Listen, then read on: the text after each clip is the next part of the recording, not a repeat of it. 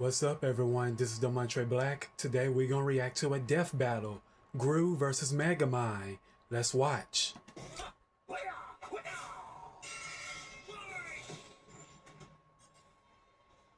versus Megamind. You either die a despicable villain or live long enough to become an admirable hero. He's Wiz and I'm Boomstick. And it's our job to analyze their weapons, armor, and skills to find out who would win a death battle. Evil never dies. It merely goes dormant, waiting for a villain to arise and spread its name to the darkest corners of the earth. Like a man so evil he cuts in line at the coffee shop and makes balloon animals for kids and then pops them in their face. What a despicable man! The world would surely tremble at his name. Gru. Really? Just Gru? Doesn't have some sort of stage name or like doctorate or, Felonious Gru, son of the supervillain known as the Bald Terror. Oh man, he's so dead. Even as a small child, Gru had big aspirations. He could make rocket bikes, cheese rays, and this dog? And his arsenal grew even more with the help of his new best buddy, Dr. Nefario. See? Now that's a supervillain name. Come on, man. With Nefario's help, Gru's gadgets grew gadgets. Flamethrowers, sticky fingers, fantastic entertainment for 2-year-olds, and a fully weaponized airship. Though I must question this thing's aerodynamics. It's loaded up with wing-mounted machine guns, a rocket thruster that can escape the Earth's atmosphere, and a whole lot of missiles. Despite the impressive firepower, Gru's go-to weapon seems to be his freeze ray, which can encase most people in ice with a single shot. With his gadgets and gusto combined, and a little teaching from the school ability, Gru started making strides in the underworld of evil. He swiped the crown jewels when he was only a kid, nabbed the New York City Jumbotron just for fun, and even stole both the Eiffel Tower and the Statue of Liberty. From Las Vegas. Yeah, Gru was bad, but he wasn't good at being bad. A lot of his schemes kind of blew up in his face. The line dividing genius from moron is a thin one. Just look at us. Oh yeah, my back hurts from carrying all the genius between us. Regardless, while Gru may not have been the infamous villain he'd hoped, he did earn the loyalty of a few guys. Guys? Yeah, guys, like little guys. There's Kevin, Bob, Stuart, Otto, Billy, Larry, John, Liam, Chad. Oh, the Minions! And that's not just their role, it's the actual name of their species. Right. The Minions have existed since the dawn of life itself, over 3 billion years ago. And they all follow one instinct: to serve the biggest, baddest, most despicable villain they can find. T-Rexes, Count Dracula, AI artists, whatever evil they can lay their grubby little eyes on. Or just one eye. But finding their big boss was the easy part. Keeping them, not so much. The amount of times the Minions have incidentally caused the death of their own bosses is staggering. Wait, didn't one of them serve the Queen of England? What about it?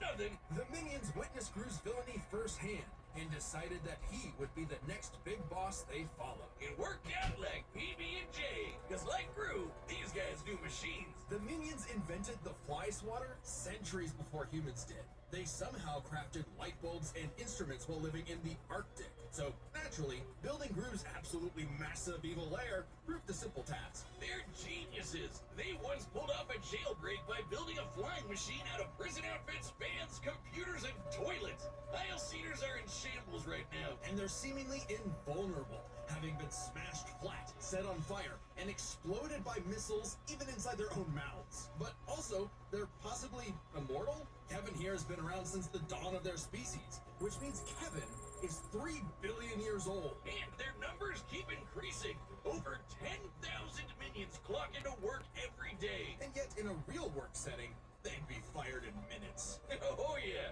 there's nothing like a banana, a popsicle, a butt, or anything remotely silly to distract them enough for plans to go off course. But these guys love TikTok. It's no wonder that, even with thousands of minions at his back, Gru still couldn't cut it as a supervillain. Maybe it was time to hang up the freeze ray for good, but not before taking a chance at his ultimate dream. Steal the moon! Easier said than done. Oh no, really? The moon? When he couldn't get the shrink ray he needed on his own, Gru required a new, even more despicable weapon. Children. Specifically adopting 3 girls. And somehow it worked. Crime of the century, here we go! How tragic that through all the dance recitals and unicorns, Gru discovered the joys of fatherhood. Oh, story of my life. God, I'm so proud of her. Anyway, out with the villain and in with the bedtime stories. But even though he turned a new leaf for his daughters, Gru wasn't done commanding his minion army.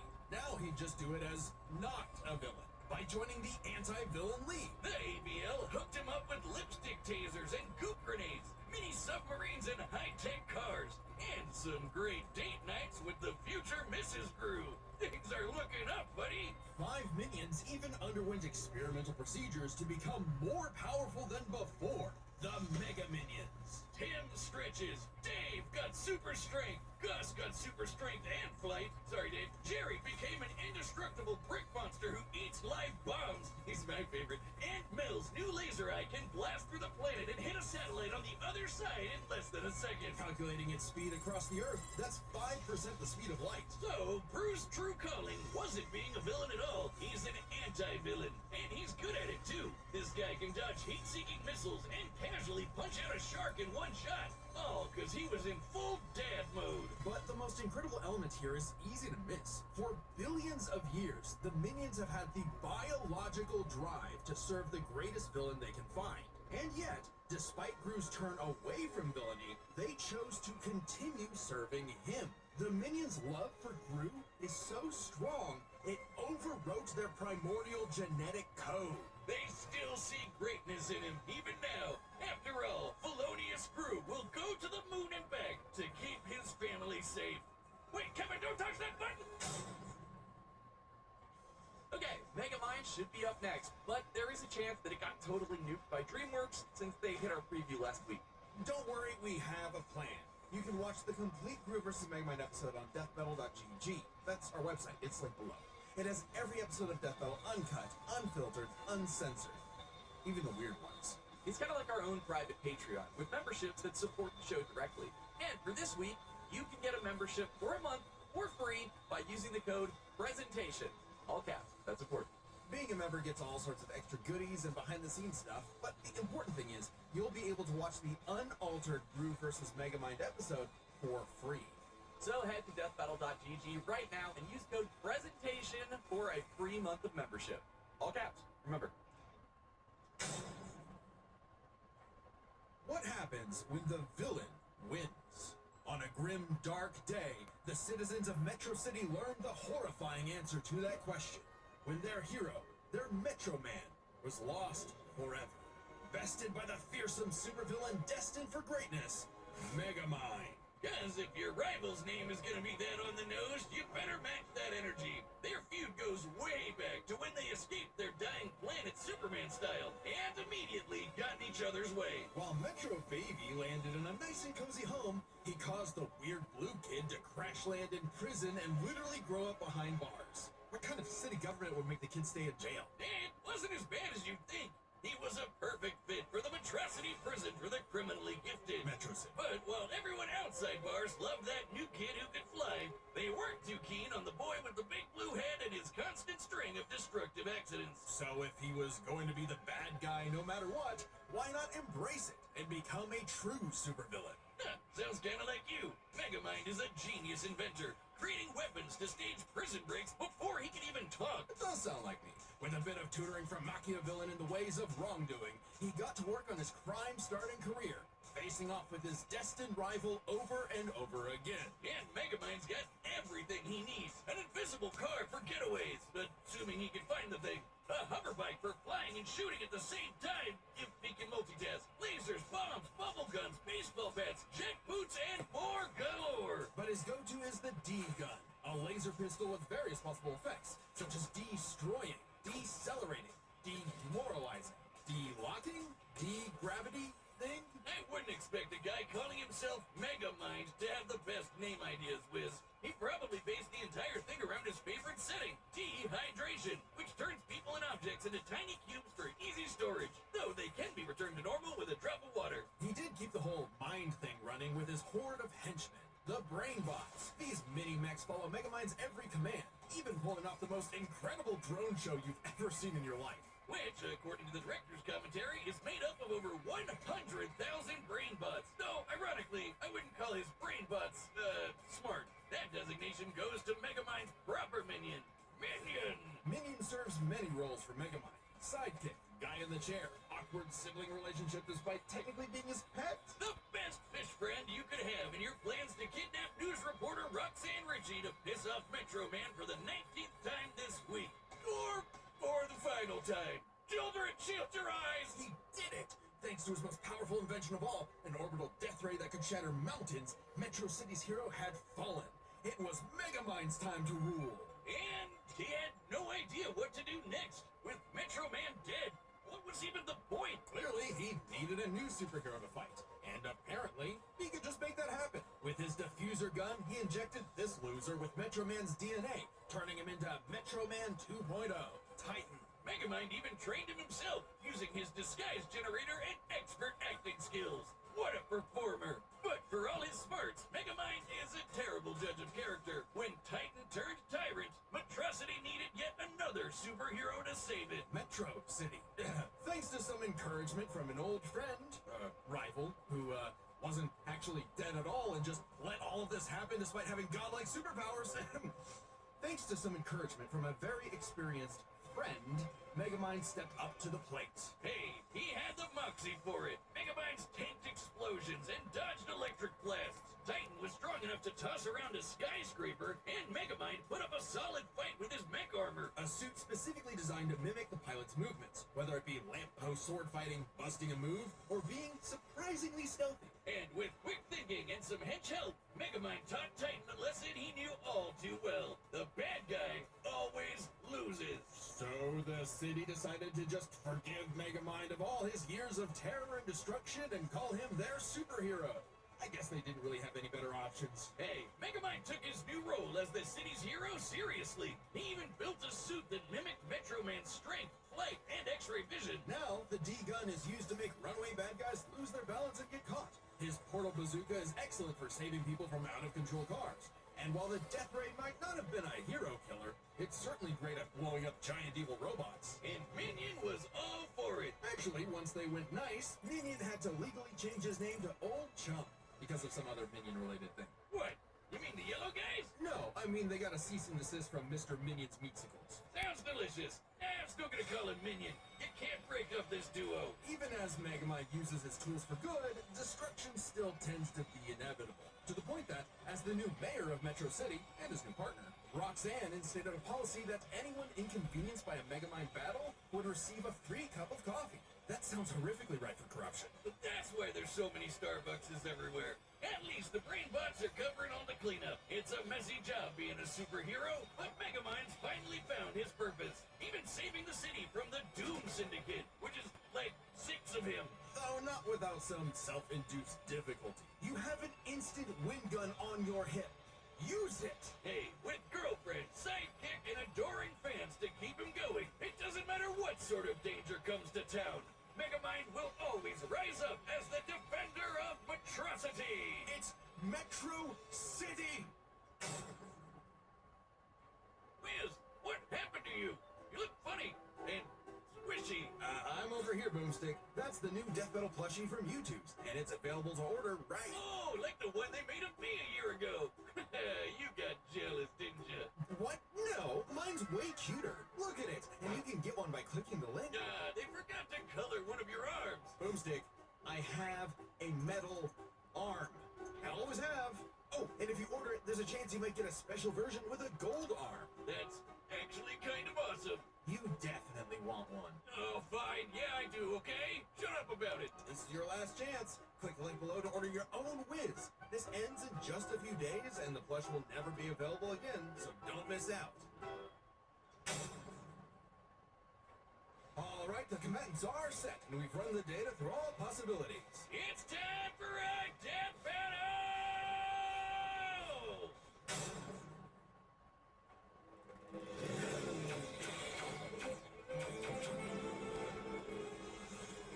Minions, mark the artillery! We're not letting them get away! Hi, peoples. Ooh, I hear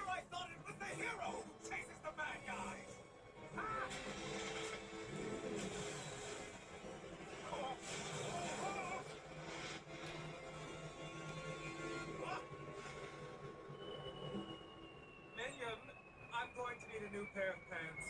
Yes, sir. Sending you the Sunday Best Package. Take this! Oh.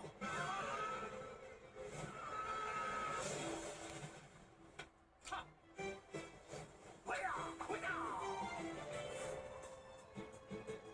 Weasley! A dog color scheme! Strictly! Henchmen who look the same! Laser gun! A genius! Weaponry! You are certainly a real supervillain!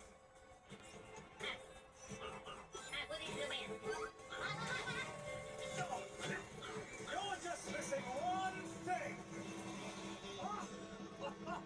And what might that be? Minions, assemble and start the music!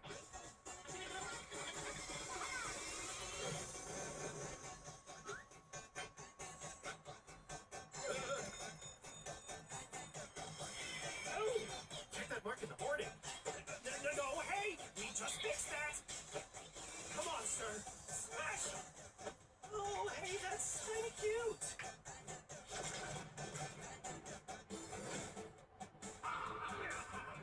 You dare challenge Megamind and my own monstrosity? Do you even know who I am? Well, life is full of disappointments. Hey!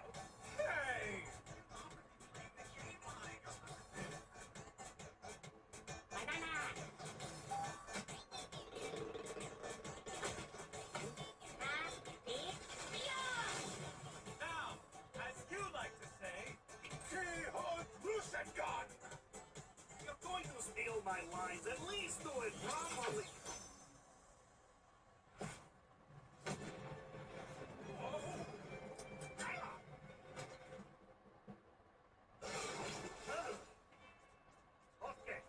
Okay, thank you for the help. Minion, is the death ray ready? Approaching. Getting there. Almost. Kinda. Maybe. On the way. Yes. Fire. Whoa.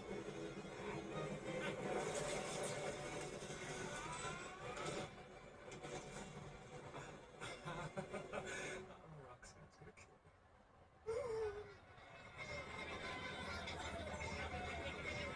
Remember this, villain! The good guys always win! This is how it's really done! Dehydration gun! Villain! You mean... Oh, wait a minute. This is all a big misunderstanding. Huh?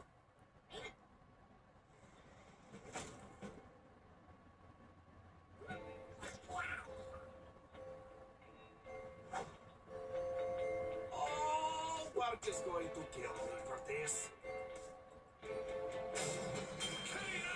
I guess that's 2 for Gru, 0 for Will Ferrell. With so many chaotic factors in this fight, it can get overwhelming trying to keep track of them all. So we'll break it down 3 ways: arsenal, minions, and skill. In terms of weapon versatility, Megamind definitely had much more to use. The D-Gun alone had enough effects to match what Gru could do with nearly his whole kit.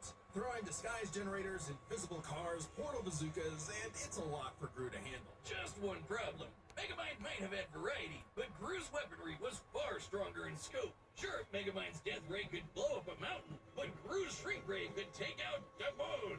And is much easier to use on top of it. Frankly, much of Megamind's deadliest weaponry would have little effect anyway. Check this out. When Gru first tried to get the shrink ray, he triggered a missile trap so explosive it created a mushroom cloud. Based on the size of the blast, that's about 4 kilotons of TNT, and all those missiles fired at him from point-blank range. Shockingly, that's about 38 times greater than Megamind's orbital death ray. And Gru kind of just walked it off. Megamind's mecha suit could take big hits like that, but Megamind himself?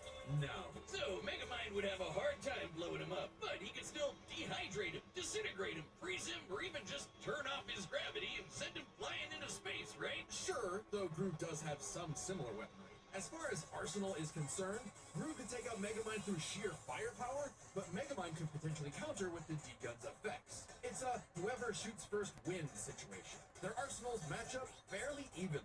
But these guys aren't alone. Let's cover Gru's minions and Megamind's, minions. 1-to-1, one of Gru's minions was certainly more likely to take out a brainbot. Sure, minions may have the attention span of an iPad kid, but they can effortlessly hack, dismantle, and rewire most machines. Like, Megamind's brainbots. And they just won't die. Certainly nothing the brainbots have can take them out. For all we know, the minions may be completely indestructible. To be fair, maybe one brainbot doesn't stand a chance against one minion, but there are far more brainbots than minions in total.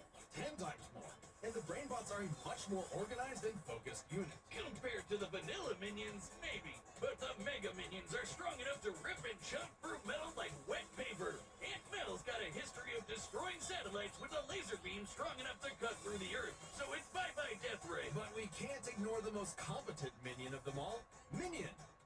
Megamind's minion. Old Chum. He's way more competent than Dr. Nefario. Can operate all the tech like the mech suit used to fight Titan, and can match Megamind's brains and style beat for beat. Remember that whole presentation bit in the movie? Yeah, that wasn't Megamind. That was Minion. While Megamind's army lacks the power of, say, the Mega Minions, having a second in command who's just as smart and capable as him makes up for it, making a battle of their underlings too close to call. So, if neither of them has a clear edge in weaponry or their henchmen, what matters most isn't the tools themselves, but how good or bad they are at using them. It all comes down to skill. Both Gru and Megamind have their share of less than genius moments and bad luck, but even in the face of things going wrong, Gru tends to fail upwards, still ultimately completing his missions. Unlike Megamind, who tends to fail much harder before he learns how to succeed. And we love him for it. It's not like Gru has to put up with Elvis Superman, but even during their villain phases, Gru found some success, unlike Megamind. Who also has a bad habit of not using his weapon effectively. Like never using the D-gun against the Doom Syndicate. Either because he can get easily flustered, or he just loves showing off. So it's more likely Gru could succeed in a whoever shoots first wins quick draw situation with their arsenals. Quick draw is right. Megamind dodge an electric blast is impressive, blocking it around half the speed of sound. But it pales in comparison to Gru piloting hypersonic ships into space and dodging heat-seeking missiles at Mach 10, meaning he is fast enough to win that quick draw. Gru takes skill, which finally tips the scales. After a nail-biting back and forth, he has just enough to land the winning blow first, more often than not. Sorry, Megamind. I think you losing was a atrocity. It's Metros. The winner is Felonious Gru. If you like the death battle, give a thumbs up and I will see you on my next reaction. This is Dev Montroy Black. Peace.